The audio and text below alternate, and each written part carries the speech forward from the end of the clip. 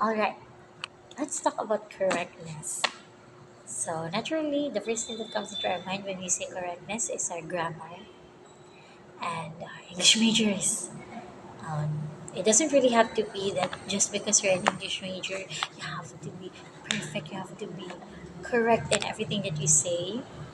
It's a difficult task. However, if you exerted a lot of effort or time practicing your speech, there is nothing wrong with a memorized speech. You can memorize a speech that is also, what is this, sincere, that you also really wanted to present, and that's something that you also wrote. So if it were up to me, I would have you memorize your speeches and present it. But I know that it is not also as reliable because sometimes a lot of people will be very good at memorizing speeches, but they're not speaking from the heart, or with they're speaking without emotions. So going back to correctness. So you have the grammar, and the problem here is if you make too many mistakes in your presentation, your listeners, your audience, they will fixate on your mistakes. They will not be able to go on listening to your presentation because they will be too focused or too distracted with that mistake that you made. And sometimes it's not that big. So, for example, you instead of saying something in singular, you say it in plural. So, you can simply just say excuse me or sorry and then move on. You don't have to fixate on that as well. That I sorry, I made a mistake, and then you have to shuffle about, and I don't understand what you're doing because I'm losing you. You're not in the camera. That's where you lose your audience.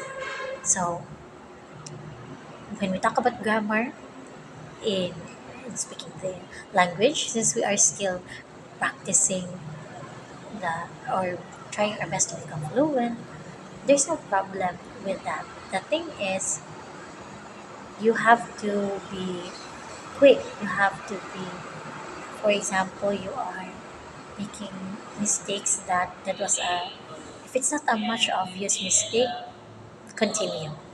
Best thing really is to continue. But if it's something, for example, you lost track of your speech, you said something which should have been said before another statement. So it's good if you have your filler words, or words that you can say in between. You can say I mean, or additionally. Those are just a few. You can search them on your own. But sometimes we also have this thing where we say, uh, I can also be I can also make that mistake. Um, but if we are trying our best to present a flawless presentation, there's no problem if you pause. So that's something that we have not taken consideration of. We rarely neglect that because most of you will speak as fast as you can, so you're able to say what it is that you need to say and just get it over with. And sometimes, as a listener, we the listener will tend to feel that there's no sincerity in what you're saying because you're simply just speaking and talking just to get through your presentation. So that's actually I am mixing my clarity and my correctness. So it does not only affect one principle but also another. So we have the fillers when you the clearing of throat, swallowing saliva. These are normal or genuine reactions or gestures that we cannot get rid of. However, the thing here is if you have just tried to get to know your topic or you familiarize, and then if possible if you memorize your topic, you wouldn't be losing yourself along the way because you've mastered it. That's why I gave you the opportunity to choose whatever you wanted so that you can speak as freely as you want. So, for example, at some point you forgot what you intended to say, I will not know because that's a topic that you chosen, and I did not ask for copies. I didn't ask you to be exact in your speech from what you prepared to what you will say.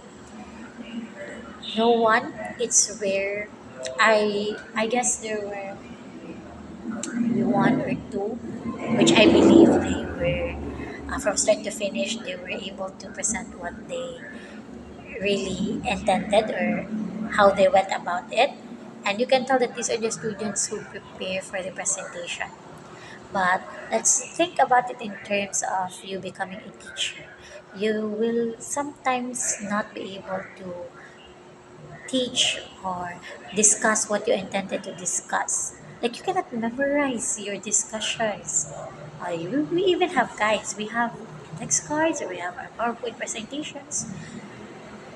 One thing to note of how good a presentation is how good a person can bounce back from a mistake or from forgetting something from a lapse because lulls or actually that's a that can really impact the presentation negatively. That if you when you become a teacher and you teach something, even if you will not be from start to finish perfect in what you're teaching, as long as you know what you are talking about because you've also practiced it yourself or you read about it or you mastered it and familiarized it, then it will be easy for you to silbi, let's say, like, naimurag hole ba? Because there's a hole when you make a mistake. But dali na nimo din siya mabutangan. Oh, I'm losing my words. It will be easy for you to make up. You can easily make up for your mistakes. Because I don't expect anyone to actually present perfectly, especially that you have the pressure of an audience listening to you live.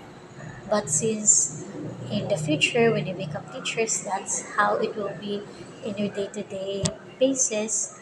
It's something that you should get used to. Setting now, your connection of statements. So I have a lot of you.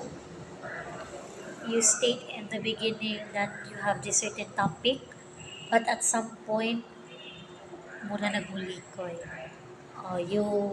You say statements, you give out statements that are not directly related to your intended topic, which is related to conciseness. That's why some of the presentations are long because you are forcing to talk about it or to talk about things that should not be or are not necessarily included in your topic.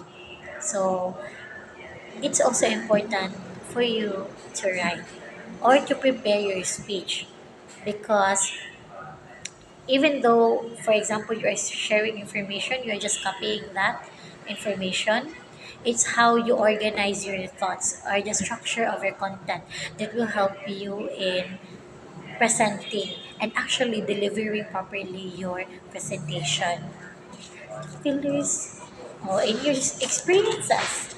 This is very frustrating to me because a lot of you are talking about your experiences in life. This is something that you have gone through, but why are you losing track? So I'll give you the benefit of, let's say, your anxiety, the pressure, but even though it's a bit hard to counter these concerns, like your fear, but if you it would go a long way, really, if you try to write it first. Because maybe, I guess, some of you, I bet some of you presented your speeches impromptu and just try to remember what happened in your past. And that's okay if you're talking with your classmates or you're sharing stuff with your friends. Let's go to your composure. I mean, courtesy, because it can also be part of composure. So, when storytelling about life experiences or about yourself, the thing with us is you forget that you are presenting a presentation to your teacher and your classmates, not to friends. We tend to become very casual, and the words you say, some unfortunately said negative words, or what we consider taboo, banter tanap, and you snub or you pout. Your facial expressions tell a lot, class. So you were only given 3 minutes. That's a really short time to make your mark. If you think about it, your presentation was the first time maybe that a lot of your classmates got to know you. That was a piece of you that they will remember, their first impressions of you. And you are showing us disinterest, or I'm I heard you're snobby, but maybe not everyone did. I'm pouting. So, and you're also acting very casual. It will be difficult if we keep up with that, because in your college years you will be tasked to present an oral defense, a presentation, a play, a lot of things. And if we remain casual, which is very easy, we don't need to practice how to be casual. Sometimes I am casual with you in class because it's easier for you to go along with me in the discussion if I am casual. But this is a presentation. As much as possible, we should be formal. Let's try to be formal in how we conduct ourselves, of how we say the words that we choose to speak, our diction, and also how we deliver our speeches, because it's very off-putting to have someone who is very fluent, but let's say they are just slouching or just showing half of your face or maybe just your forehead. So that's I've included it because it's part of my frustrations. And when you're telling stories about yourself, you forget that you are talking to your teacher or your classmates. So you're just, oh, so like that's what happened to me. Like, mm, I'm just that's a bit of an exaggeration, but this is something that you have to be careful of, because if you become too casual, your viewers might not take you as seriously as you want to be taken. Yeah, that was very frustrating for me. As much as possible, let's practice not as proper in our, or I'm not gonna say professional because we are simply presenting anyway. I tackle correctness. Also, again, sometimes I'm going to composure now. This is something that I've added myself, which I think is also important, because you can be correct, you can be fluent in speaking the language. A lot of you have very good command of the English language, and that's a great thing. But sometimes, even if you are very fluent in speaking the language, but if you are not sincere with how you are speaking, you're simply so I survey here and blah, finish. There will be no impact among you, among the around 200, 300 of his students. Maybe right now I can recall at most 50, that when I remember their name, I can actually recall, I know, yeah, that's what she or he, that's what he did. And I'm not saying it's wrong that you are not, that I can't remember it. It can also be my problem. I've chosen to witness you all. But you, as a presenter, you should remember, or you should keep some goals in your mind. What is the reason why I'm presenting? And most of the time, you will find yourselves giving a speech Even just talking to a random group of crowd or selling something, a lot of things that will be useful in the future job interviews, a lot of oral presentations in your life, and ultimately one of the things you want to do is to be able to send your message out to your listener or to your audience, to be remembered and to make or give an impact in your speech. That even when you are done, even after a few minutes after that, your speech remains, your ideas remain. You've made your receiver think, you've made them care. And in communication, no matter how many of us keep talking and talking and talking, there's no point if none of us care about what anyone is saying, especially in the time of social media. So, something to note, as much as possible, keep your goals in mind. What are you aiming for when you are sharing this certain part of you? What are you intending for your listeners to take after your presentation? So we have here, I didn't include some cultural sensitivity consideration. I think that's about it. As much as I want to be more concise, if I had it my way, every after presentation I would have given my assessment, but there were also, we have the lack of time. So if you find yourselves in St. Cecilia's, I wouldn't mind if you come talk to me. Alright, so ultimately, this is still your first presentation. And I hate that I have to compromise and tell you that we won't be having actual presentations. I'll try.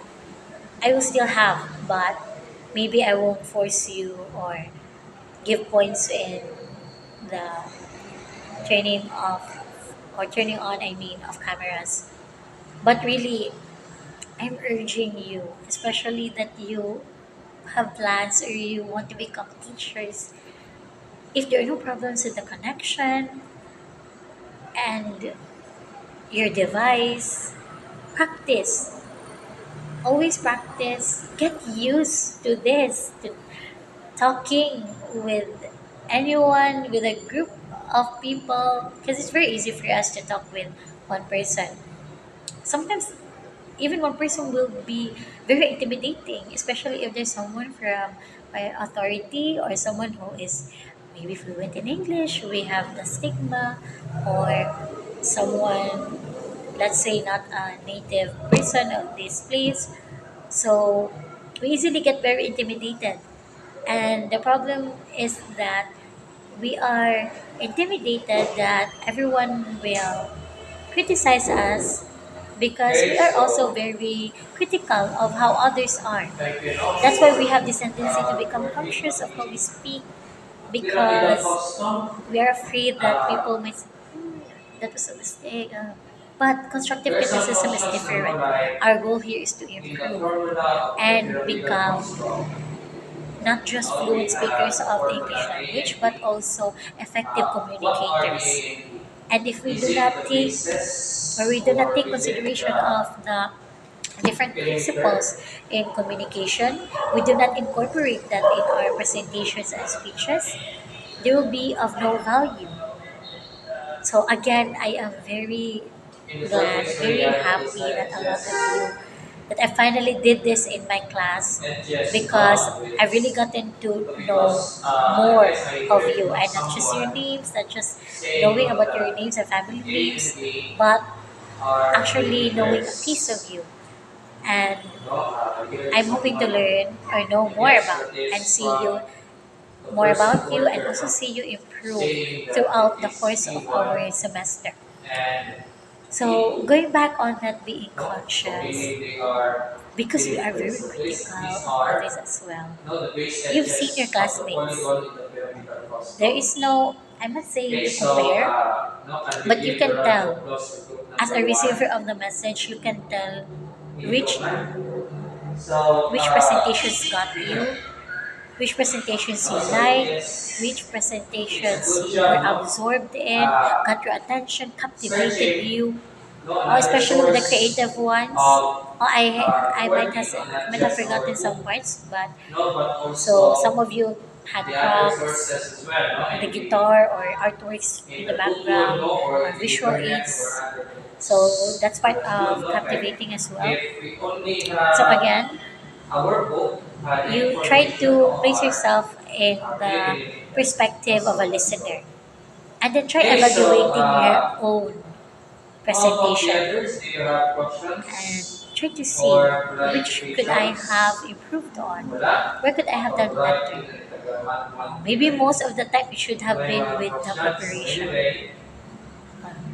So as a presenter, you remember your goal as well, and you think about presenting again with more optimism and more faith in yourself because you just have to do it. Do something despite the odds not being in your favor. Because the point here in this course is not to mainly to impress someone or make sure that someone that you are necessarily intimidated, but the goal here is for you to see an improvement on yourself.